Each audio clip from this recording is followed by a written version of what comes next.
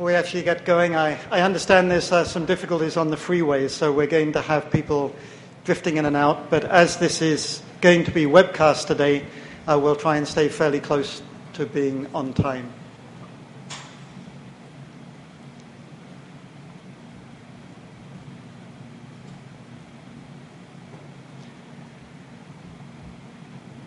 Well, good morning. I am Peter Goodwin. I currently serve as the lead scientist for the Delta Science Program. And on behalf of the California Office of Technology, the Delta Stewardship Council, the California Water Monitoring Council, the State Water Resources Control Board, SFEI, and the many, many other organizations that are contributing through the organizing committee, welcome. Thank you for your participation today and assisting us develop the concept for how we are going to work together in this new era of big data. And it is going to take a community to develop and achieve this vision, as we're going to hear from many of the speakers today.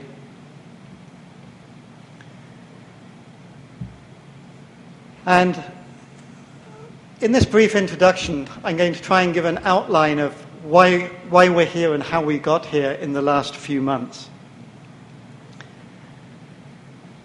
First of all, as many of you know, particularly for the outsiders, I thought I would just give a very brief overview and summary of where we are today. Most of the discussion we're going to be focused on is related to Bay Delta issues. And the importance of the Delta is significant. First of all, about 2/3 of the population of California rely on Delta water in one way or another. That's a little over 25 million people. The water that flows through the Delta and San Francisco Bay at certain times of the year produces more than 45% of the fruit and vegetable consumed in the US.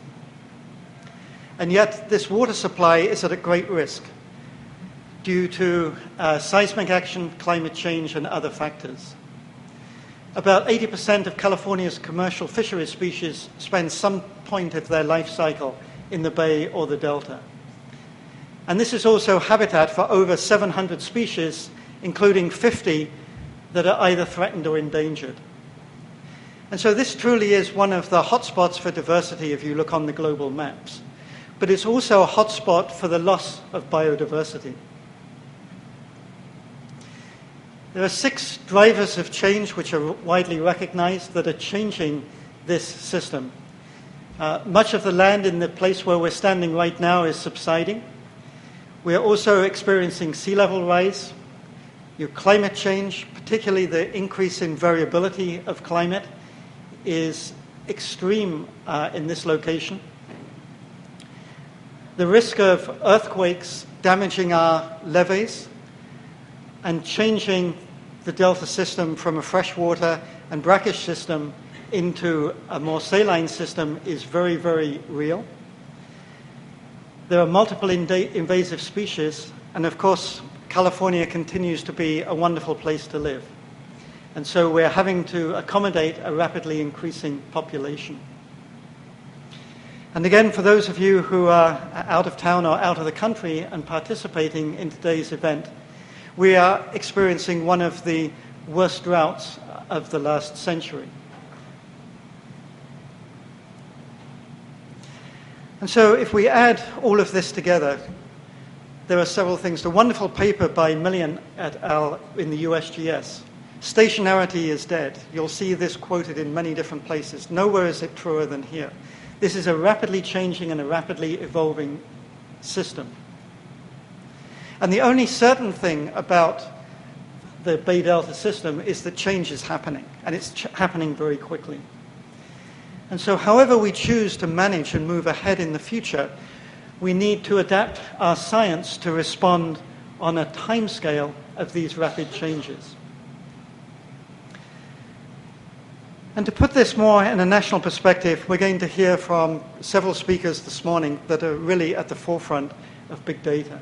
But you don't need to go very far in the popular literature to see these very significant changes going on related to big data. And here is just a a collection of what's appeared in the last 2 to 3 years. And so how is data changing the way that we conduct science? If you read in the popular literature, it's often referred to as the new fourth branch of science. So if you track how science has evolved over the last few centuries, science started in the era of observations, taking observations, trying to understand natural phenomena. And associated with that is conducting experiments to see when you change those natural systems, how does it respond? The second part of science was the evolution of mathematics and our ability to describe these processes in a mathematical way, which opened the door to the third branch of science, which was our ability to construct models, particularly in the era of modern computing, to conduct computational simulation of those processes. Until about 10 years ago, that was it. That was how we conducted science. But in this era of new data, our ability to collect data on a much higher frequency, much greater spatial evolution, it's given us opportunities to conduct science in a very different way. And I don't want to preempt the speakers that are going to follow this morning, but this has provided new techniques of conducting science, new tools are evolving. We can't use, in my field, hydrodynamics, where you would have maybe 10 sensors out in the Bay Delta, and the modeling would actually essentially just interpolate between those points. Using remote sensing and other techniques, in one instant we can have a complete spatial understanding of many of the processes, and our current models are just not geared to accept that. So we're in this new era, and for those of you who aren't familiar with that, I would strongly encourage you to read The Fourth Paradigm. Another trend I'm just going to touch on is the science trends. And this has really been driven by the National Science Foundation and the National Institutes for Health. And this new era of data, our ability to communicate, in NSF parlance is referred to as cyber infrastructure, it's allowing us to accelerate knowledge discovery by making data available and being able to share data. And therefore, if you read some of the National Science Foundation documentation, one of the citations is given here, science and scholarship are now regarded as team sports. Yes, you still need that individual brilliance, the brilliant scientist who's locked away in a closet somewhere coming out with an idea. But the fact is, most of the big advances in science right now is occurring when huge teams, the CERN facility, these other very major national and international communities of scientists come together to grapple with the really large challenges. And before I talk about where we are in California, I would also like to just give a summary of some of the ability that we have here in California, some of the existing capacity. There was a report that came out in 2012 through the National Academy of Sciences and the National Research Council. And this was a review commissioned by the Congress that looked at the state of the research universities in the United States. It's really a wonderful document. But I just wanted to pick out one pertinent fact, which is the top point here. The Chinese government conducts every year a very detailed assessment of all of the major universities in the world. And they summarize that it's a very scientific, analytical approach to the performance of the various universities in the world. If you look at, in this document, the summary of that appears in a table. And one of the remarkable things is 6 of the top 20 universities in the world are here in California. And that's remarkable for several reasons. But one of those is related to the intellectual capacity that's here. It doesn't matter if you're working in the universities, if you're working in agencies with your NGOs, the PWAs. The staff that are working in those agencies either come from these very elite universities, or the people who are in those jobs have competed against some of the best graduates in the world. And so that gives us an extremely strong intellectual capacity to build on. Secondly, California is the global center for information technology and cyber infrastructure. Silicon Valley is just down the road. For sensor technologies, if you look at the massive programs at UC Berkeley, UCLA, USC, Stanford University, and others, These are multi-billion-dollar enterprises. And the third element related to environmental data, which we'll be talking about today, is the very high level of sophistication in California related to environmental stewardship.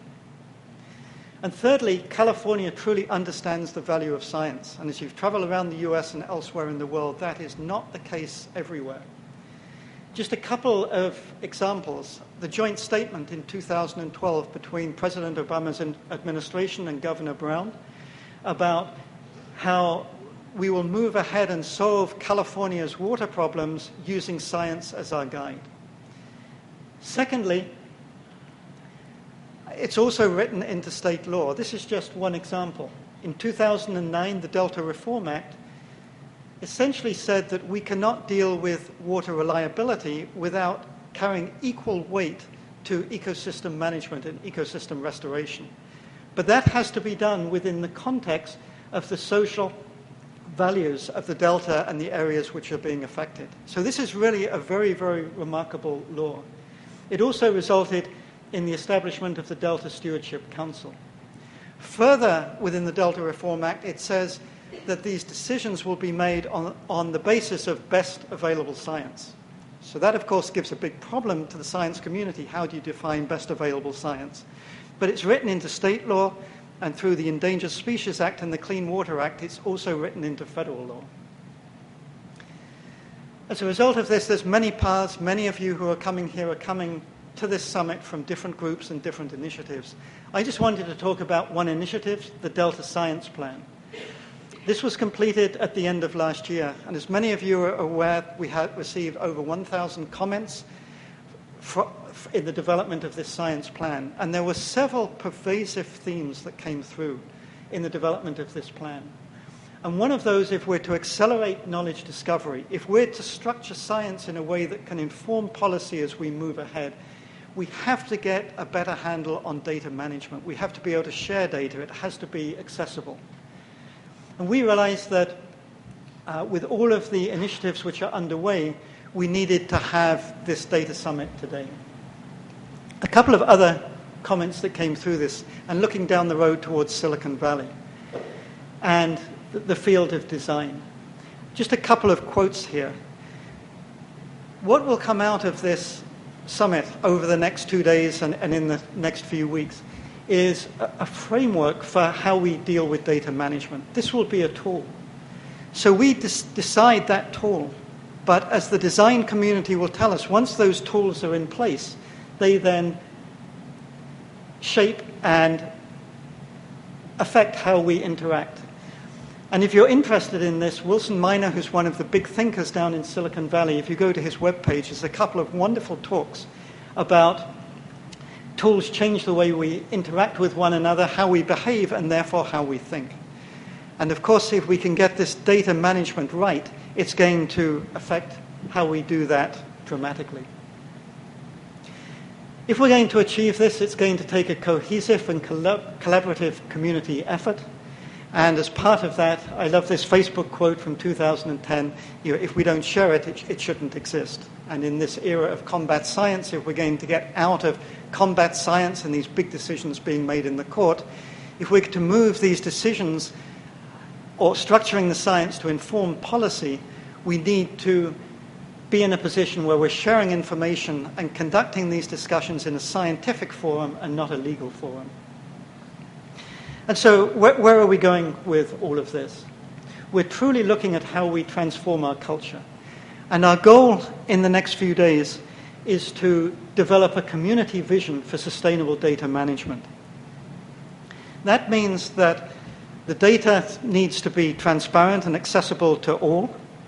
It means that we have to process this data on a time frame that is useful for management decisions. Otherwise, the decisions will be made and science will follow afterwards. Some of the other things we heard in the science plan and we heard through the organizing committee. We need to embrace innovation. So this is not meaning we get things locked up into a single static technology. We want to encourage the best ideas, whether it's a freshman undergraduate in one of our colleges, or whether it's through the most powerful data corporations in the world, which are located here in California. Secondly, we need to have shared tools and priorities. This does not mean a single approach. We've heard strongly that that would stifle innovation.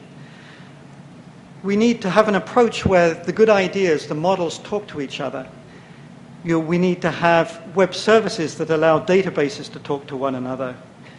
And we need to develop integrated models that will allow data from one model to cascade to others.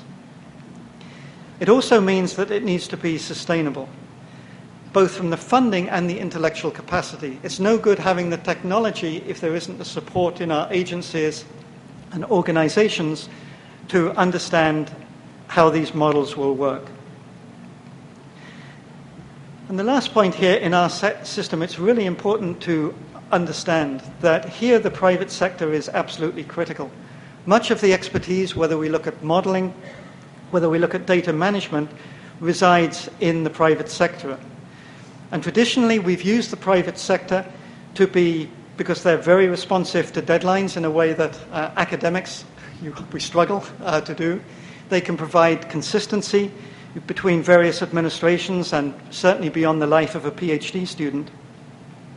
And often it's difficult for agencies to maintain the capacity that's required. So the private sector gives us that safety valve. And it's also going to be critically important to look at the funding.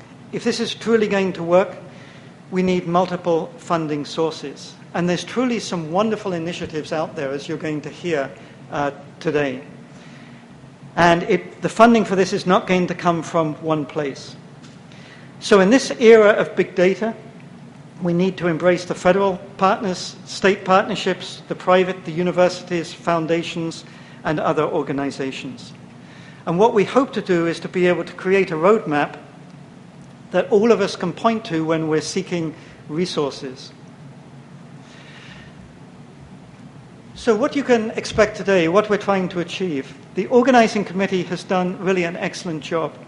They looked out nationally and internationally and have brought leaders of these national and international initiatives where this community concept of building data systems has been achieved successfully, not just in environmental data, but across other branches of science. But you're also going to hear from many of the current projects already moving ahead in California, and there's some really cool stuff going on. The problem is that many of these current activities are pilot programs, short-term grant-funded activities. And we need to understand how we can nurture and sustain these systems in the future. How do we build from these pilot programs and make it the basis of how we move ahead? And the most important part of this two-day event is tonight. So if you had other plans for tonight, please cancel them. The organizing committee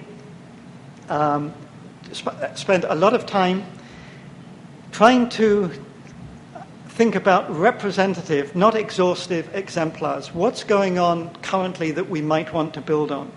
And the idea is that this is a meet and greet activity.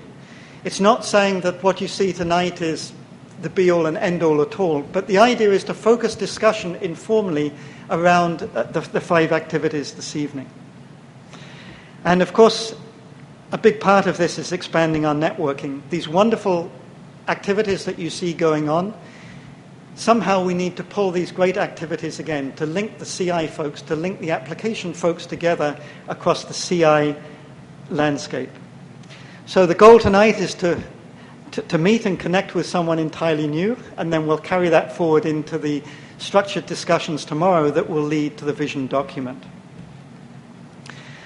So with that introduction, I hope I captured the thoughts of the organizing committee. And we're now going to move on to the 2 plenary sessions of this morning.